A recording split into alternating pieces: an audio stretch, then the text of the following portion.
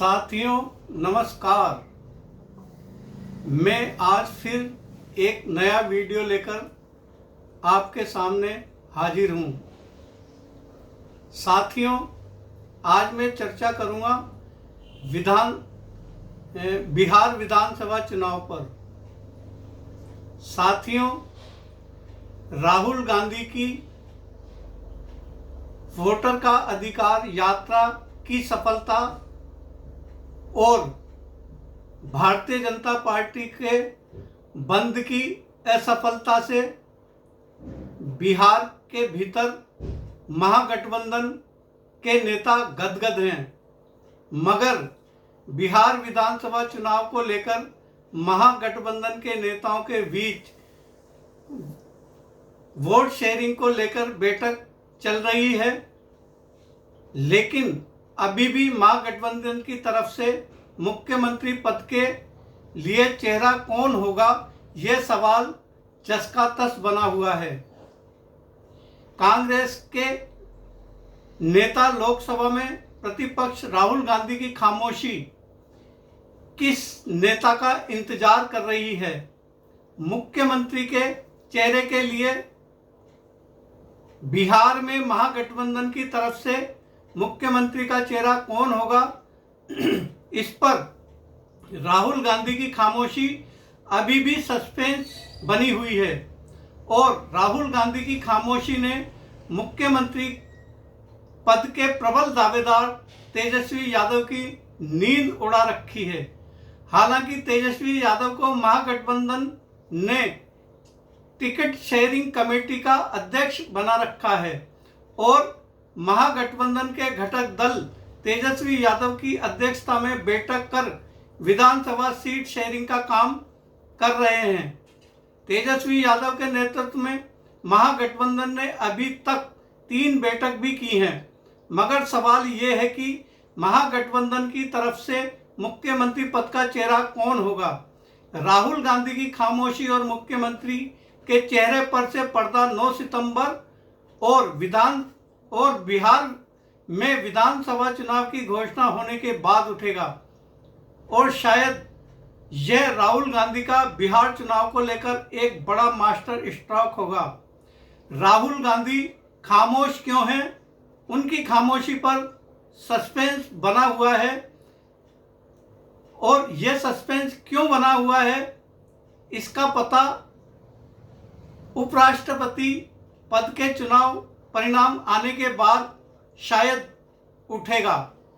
क्या राहुल गांधी नीतीश कुमार का इंतजार कर रहे हैं?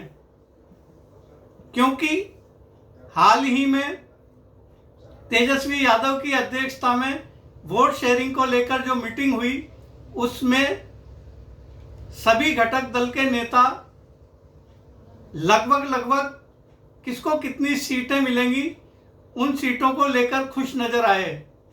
शायद मुझे लगता है कि अंदर ही अंदर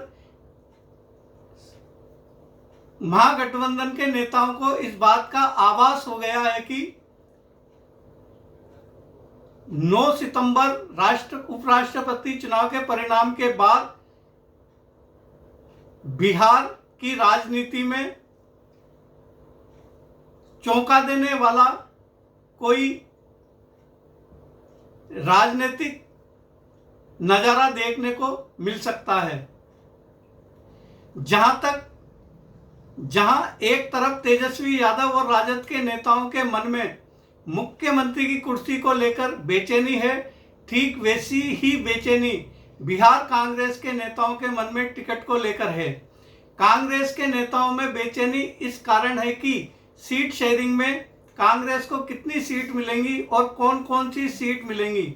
बिहार चुनाव पर राहुल गांधी की सीधी और पैनी नजर है। कांग्रेस कितनी सीटों पर चुनाव लड़ेगी, इसके लिए राहुल गांधी की टीम ने प्रत्याशियों का चयन शायद कर लिया है। राहुल गांधी ने प्रत्याशियों के चयन के लिए चयन समिति का गठन अपनी बिहार में वोटर का अधिकार यात्रा से पहले ही कर दिया था। बिहार विधानसभा चुनाव के लिए कांग्रेस के प्रत्याशियों के चयन में सबसे बड़ी भूमिका बिहार कांग्रेस के राष्ट्रीय प्रभारी कृष्णा अल्लावरू प्रदेश कांग्रेस कमेटी के अध्यक्ष राजेश राम की होगी। लेकिन इन दोनों नेताओं से भी एक बड़ा चौंका देने वाला नाम होगा और वह नाम है महाराष्ट्र से कांग्रेस की सांसद परिणीति शिंदे का। राहुल गांधी बिहार चुनाव में कांग्रेस का प्रत्याशी कौन होगा, इस पर सीधी अपनी नजर रखे हुए हैं और उन्होंने अपनी भरोसेमंद नेता परिणीति शिंदे को बिहार स्क्रीनिंग कमेटी का मेंबर बनाया है और शायद लगता है कि राहुल गांधी बिहार में प्रत्याशियों के चयन की बड़ी जिम्मेदारी परिणीति शिंदे को दे चुके हैं और ऐसा लगता है परिणीति शिंदे ने राजेश राम से मिलकर बिहार में कांग्रेस के प्रत्याशी कौन होंगे और कहां से लड़ेंगे इसका चयन कर लिया है। साथियों, मैं पहले भी बोल चुका हूं और आज फिर बोल रहा हूं, महागठबंधन को टिकट शेयरिंग के साथ साथ प्रत्याशियों के चयन पर गंभीरता से जीतने वाले प्रत्याशी हैं उस पर तो वो नजर रख ही रहे हैं, लेकिन इसके साथ साथ महागठबंधन को इस पर भी नजर रखनी चाहिए कि वह जिन प्रत्याशियों को घोषित करेंगे और जो चुनाव लड़ेंगे उनका नाम मतदाता सूचियों में है भी या नहीं।